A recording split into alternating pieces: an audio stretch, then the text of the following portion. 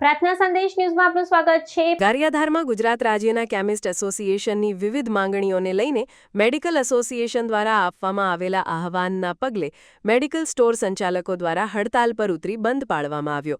ગારિયાધાર તાલુકામાં તમામ medical store બંધ રહેતા સામાન્ય નાગરિકો અને દર્દીઓને દવાઓ મેળવવામાં ભારે મુશ્કેલીઓનો સામનો કરવો પડ્યો।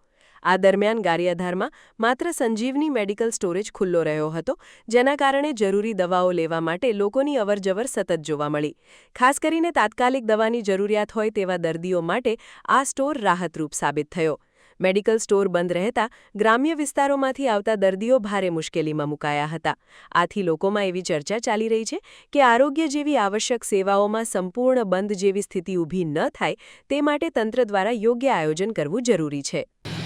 સંજીવની મેડિકલ SR લોહિયા ગારિયાધાર સંજીવની મેડિકલ ખુલ્લું છે। આજે ગારિયાધારના તમામ મેડિકલો આજે બંધ છે। ગુજરાત રાજ્યના 35,000 મેડિકલો આજે બંધ છે।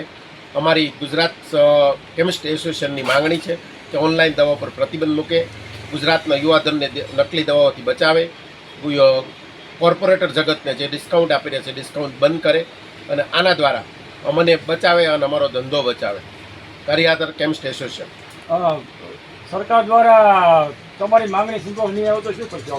સરકારશ્રીને વિનંતી કરશું અમે અને સરકારશ્રીને વિનંતી દ્વારા અમે અમારી માંગણીઓની માંગણી મૂકશું। પ્રાર્થના સંદેશ ન્યૂઝની તમામ લેટેસ્ટ અપડેટ્સ માટે ચેનલને હમણાં જ લાઈક, શેર અને સબસ્ક્રાઇબ કરો।